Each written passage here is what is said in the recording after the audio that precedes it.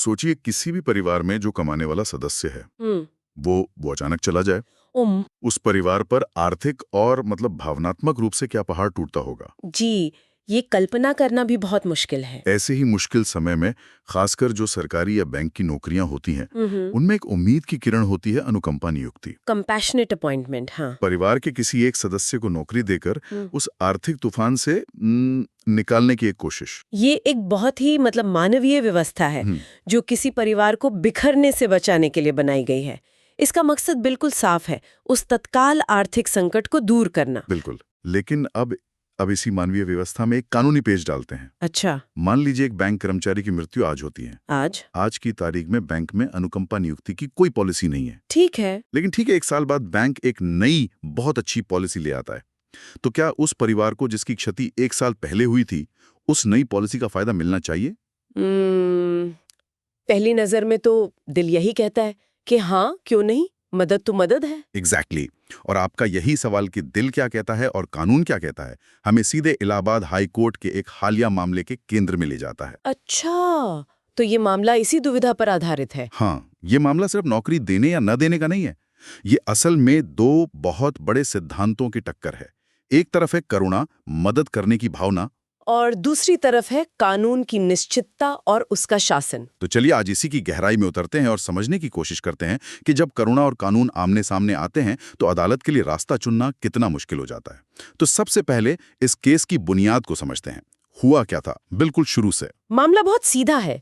देखिए, कई अपीलें थीं, लेकिन हम एक मुख्य केस पर ध्यान देते हैं। ठीक है। एक बैंक कर्मचारी थे जिनकी मृत्यु जनवरी 2018 में हो गई। जनवरी 2018। जी, और दुखद बात ये थी कि उस समय उनके बैंक में अनुकंपा के आधार पर नौकरी देने की कोई योजना या स्कीम थी ही नहीं। ओहो। मतलब उस दिन के नियमों के हिसाब से परिवार को कोई दावा करने का अधिकार ही नहीं था। एक मिनट, यहीं पे मुझे एक बात थोड़ी अटपटी लग रही है। पूछिए। अगर उस समय कोई स्कीम थी ही नहीं तो फिर ये मामला कोर्ट तक पहुंचा कैसे? बैंक ने तो सीधे सीधे मना कर दिया होगा। बात तो वहीं खत्म हो जानी चाहिए थी। आपने बिल्कुल सही नस पकड़ी है। बात वहीं खत्म हो जाती अगर कहानी में एक मोड़ ना आता। क्या मोड़? कर्मचारी की मृत्यु के लगभग 1 साल बाद 1 मार्च 2019 को बैंक एक बिल्कुल नई अनुकंपा नियुक्ति योजना लेकर आया। ओह अच्छा, अब समझ में आया। तो परिवार ने इस नई योजना के आने के बाद नौकरी के लिए अप्लाई किया होगा, है ना? बिल्कुल, और जैसा कि मतलब अपेक्षित था, जी। बैंक ने उनका आवेदन खारिज कर दिया। और तर्क क्या दिया? ये योजना आई मार्च 2019 में।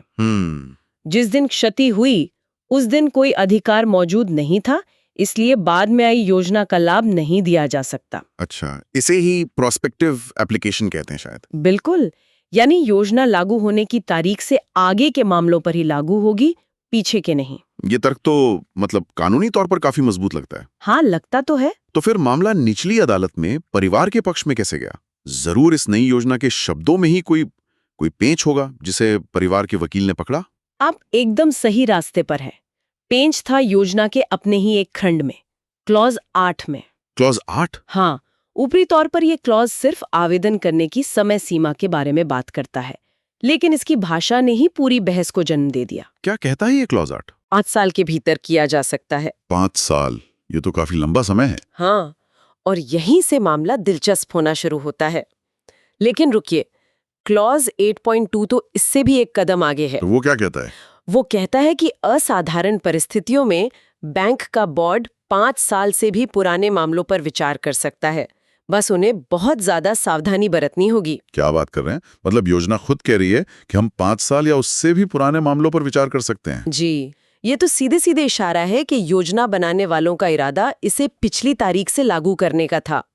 इसी को रेट्रोस्पेक्टिव इफेक्ट कहते हैं ना? बिल्कुल। और निचली अदालत यानी सिंगल जज बेंच ने ठीक यही व्याख्या की। अच्छा, जज साहब ने कहा कि अगर बैंक खुद 5 साल तक के आवेदन स्वीकार करने की बात कह रहा है, तो आप ये दलील कैसे दे सकते हैं कि योजना सिर्फ 1 मार्च 2019 के बाद होने वाली मृत्यु पर ही लागू होगी? सही बात है। इस क्लॉज का तो कोई मतलब ही नहीं रह जाएगा फिर। इसी तर्क के आधार पर उन्होंने परिवार के पक्ष में फैसला सुना दिया। और क्या इस तरह का फैसला पहली बार हुआ था? नहीं, ये कोई अनोखा फैसला नहीं था। इलाहाबाद हाई कोर्ट की ही एक और बेंच ने जितेंद्र बनाम बड़ौदा यूपी बैंक मामले में ठीक यही नजरिया अपनाया था। तो अब स्थिति ये है कि निचली अदालतों का मानना है कि योजना की भाषा उदार है और इसका फायदा उन परिवारों को भी मिलना चाहिए जिनके कमाने वाले सदस्य योजना आने से कुछ साल पहले गुजर गए थे। जी, ये सुनकर तो मतलब मानवीय दृष्टिकोण से काफी सही लगता है, लेकिन जाहिर है बैंक इस फैसले से खुश नहीं हुए होंगे। बिल्कुल नहीं। बैंकों ने इस फैसले को एक बड़ी बेंच यानी डिवीजन बेंच में चुनौती दी। और इस बार उन्होंने अपना दांव सुप्रीम कोर्ट के पुराने फैसलों पर लगाया होगा। एग्जैक्टली। और यहीं से मामला और भी ज्यादा जटिल और आप कह सकते हैं दार्शनिक हो जाता है। दार्शनिक? कानूनी मामलों में दर्शन कहां से आ गया? क्योंकि यहाँ सुप्रीम कोर्ट के सामने भी हमेशा से दो अलग अलग विचारधाराओं की कशमकश रही है। मतलब इस मुद्दे पर सुप्रीम कोर्ट में भी एक राय नहीं है? नहीं है। ये तो बहुत ही हैरान करने वाली बात है। मैं तो सोच रहा था कि इस पर कोई एक सीधा साधा नियम होगा।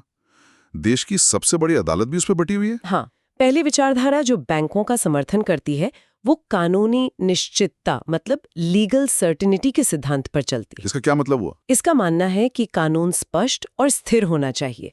जिस दिन कोई घटना घटी उस दिन का कानून ही लागू होगा, ताकि कोई भ्रम ना हो। हाँ, ताकि सबको पता हो कि नियम क्या हैं।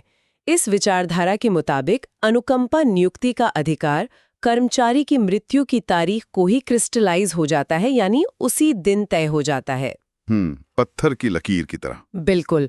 बाद में आने वाले किसी भी अच्छे या बुरे बदलाव का उस पर असर नहीं पड़ना चाहिए। लेकिन क्या ये नजरिया थोड़ा कठोर नहीं है? मान लीजिए किसी की मृत्यु के ठीक एक हफ्ते बाद एक बहुत अच्छी योजना आ जाती है, तो क्या सिर्फ 7 दिनों के अंतर की वजह से एक जरूरतमंद परिवार को उसका लाभ न देना उस योजना की मूल भावना के ही खिलाफ नहीं है? आपका सवाल सीधा दूसरी विचारधारा के दिल से निकला है। अच्छा। ये विचारधारा थोड़ी ज्यादा मानवीय और उदार है। वो कहती है कि अगर कानून का मकसद ही किसी की भलाई करना है और बाद में आया कानून बेहतर तरीके से भलाई कर रहा है, तो हमें नियमों की सख्त व्याख्या से ज्यादा उस परिवार के कल्याण को प्राथमिकता देनी चाहिए। तो ये एक क्लासिक लड़ाई है, कानून के शब्द बनाम कानून की आत्मा। Letter of the law versus spirit of the law. बिल्कुल। और कुछ मामलों में सुप्रीम कोर्ट ने ये नजरिया भी अपनाया है, खासकर जब नई योजना परिवार के लिए ज्यादा फायदेमंद हो। तो डिवीजन बेंच के जजों के सामने सुप्रीम कोर्ट के ही दो अलग अलग तरह के फैसले थे। उन्होंने किस रास्ते को चुना? इलाहाबाद हाई कोर्ट ने अपने फैसले में इस विरोधाभास को बहुत गहराई से समझा। उन्होंने एनसी संतोष और भीमांश उर्फ भीमप्पा जैसे सुप्रीम कोर्ट के उन महत्वपूर्ण मामलों का जिक्र किया जो कानूनी निश्चितता के सिद्धांत को मजबूती से स्थापित करते हैं। और इन फैसलों में सुप्रीम कोर्ट ने क्या तर्क दिया था? सुप्रीम कोर्ट ने एक बहुत ही व्यवहारिक मतलब प्रैक्टिकल तर्क दिया। क्या था वो? उन्होंने कहा कि हमें एक ऐसी तारीख चुननी होगी जो स्थिर और निश्चित हो, जिस पर कोई बहस न हो सके। आवेदन करने की तारीख बदल सकती है, उस पर विचार करने की तारीख बदल सकती है, लेकिन एक चीज है जो कभी नहीं बदल सकती, और वो है कर्मचारी की मृत्यु की तारीख। सही बात है, वो तो एक फैक्ट है। बिल्कुल। इसलिए निष्पक्षता और एकरूपता के लिए मृत्यु की तारीख को ही निर्णायक मानना सबसे सही है। अच्छा, तो आप स्थिति ये है कि इलाहाबाद हाई कोर्ट के अंदर ही दो अलग अलग राय हैं। जी। एक तरफ जितेंद्र मामले का फैसला है जो कह रहा है कि क्लॉज 8 के कारण योजना पिछली तारीख से लागू होगी। दूसरी तरफ सुप्रीम कोर्ट के कई बड़े फैसले हैं जो कह रहे हैं कि मृत्यु की तारीख ही सब कुछ है। हाँ, ये क्लासिक गतिरोध था। ये तो जजों के लिए भी धर्म संकट जैसी स्थिति हो गई। ऐसे में इस डिवीजन बेंच के पास क्या रास्ते थे? उन्होंने क्या किया? ये न्यायिक प्रक्रिया का एक बहुत ही दिलचस्प पहलू है। इस मामले की सुनवाई कर रही 2 जजों की बेंच वो व्यक्तिगत रूप से सुप्रीम कोर्ट के मृत्यु की तारीख वाले सिद्धांत से सहमत थीं। अच्छा, वो मानते थे कि बेंच सही कह रहे हैं। हाँ, उनका मानना था कि क्लॉज 8 का मकसद योजना को पिछली तारीख से लागू करना नहीं, बल्कि सिर्फ ये बताना कि अगर आप योग्य हैं तो आवेदन कितने समय में कर सकते हैं। ये योग्यता नहीं बल्कि प्रक्रिया बता रहा है। तो फिर उन्होंने परिवार के खिलाफ फैसला क्यों नहीं सुना दिया? अगर वे सुप्रीम कोर्ट के विचार से सहमत थे तो? क्योंकि वो ऐसा कर नहीं सकते थे। क्यों? यहाँ न्यायिक अनुशासन मतलब जुडिशियल डिसिप्लिन का सिद्धांत आड़े आता है। ये कोर्ट में एक तरह के ट्रैफिक रूल जैसा है। Traffic rule? हाँ, कि आप अपनी लेन में ही चलेंगे। 2 जजों की बेंच अपने ही हाई कोर्ट की 2 जजों की दूसरी बेंच, जितेंद्र मामले वाली बेंच, के फैसले से असहमत तो हो सकती है, लेकिन वो उसका सिग्नल तोड़कर आगे नहीं बढ़ सकती, वो उसे पलट नहीं सकती। अच्छा, ये अराजकता को रोकने के लिए बनाया गया एक बहुत महत्वपूर्ण नियम है। बिल्कुल। तो इसका मतलब मामला अटक गया। न वे परिवार के पक्ष में फैसला दे सकते थे, न खिलाफ। नहीं, उन्होंने इस कानूनी गुत्थी को सुलझाने के लिए बहुत ही व्यवस्थित रास्ता अपनाया। वो क्या था? जब भी किसी कोर्ट में समान शक्ति वाली बेंचों के बीच किसी कानूनी सवाल पर मतभेद होता है, तो मामले को एक बड़ी बेंच को भेजा जाता है ताकि उस सवाल पर एक अंतिम और आधिकारिक फैसला आ सके, जो भविष्य में सभी के लिए बाध्यकारी हो। सही कहा। तो उन्होंने मामले को एक बड़ी बेंच को रेफर कर दिया। बिल्कुल। उन्होंने एक बहुत ही साफ और सटीक कानूनी सवाल तैयार किया और उसे एक बड़ी बेंच के सामने विचार के लिए भेज दिया। और सवाल क्या था? सवाल ये था, क्या जितेंद्र मामले में योजना के खंड 8 की जो व्याख्या की गई थी, वो सुप्रीम कोर्ट द्वारा भीमांश और अन्य मामलों में स्थापित किए गए कानून की रोशनी में सही है? मतलब उन्होंने सीधे सीधे पूछ लिया कि जितेंद्र वाला फैसला सही था या गलत। हाँ, अब एक बड़ी बेंच इस पर अंतिम मोहर लगाएगी। और उस बड़ी बेंच का जो भी फैसला होगा वो इलाहाबाद हाईकोर्ट के लिए भविष्य के ऐसे सभी मामलों में एक नजीर बन जाएगा। जी बिल्कुल। तो ये पूरा मामला हमें दिखाता है कि कैसे एक आपात रूप से सीधा देखने वाला मुद्दा, किसी जरूरतमंद परिवार की मदद करना, कानूनी सिद्धांतों की कसौटी पर कितना जटिल और पेचीदा हो सकता है।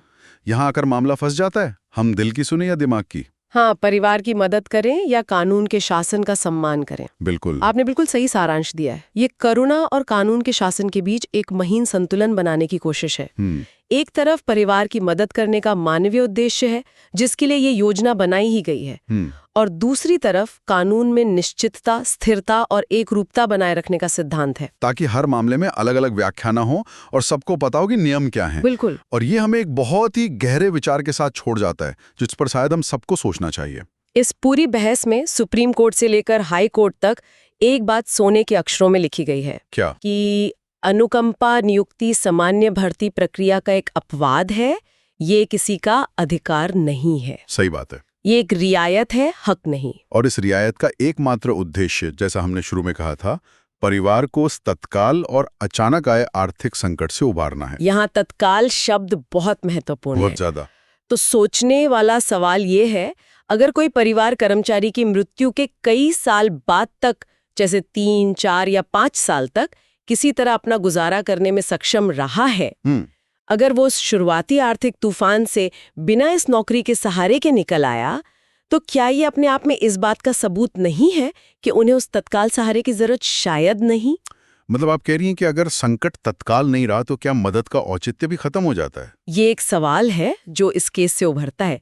क्या सालों बाद दी गई नियुक्ति उस योजना के मूल उद्देश्य को ही कमजोर नहीं कर देती? हाँ, मतलब क्योंकि तब ये तत्काल मदद नहीं, बल्कि एक तरह का, क्या कहते हैं, पिछला दरवाजा बन जाता है नौकरी पाने का, जो शायद उन लोगों के साथ अन्याय हो जो सालों से सामान्य भर्ती प्रक्रिया के तहत अपनी बारी का इंतजार कर रहे हैं। बिल्कुल।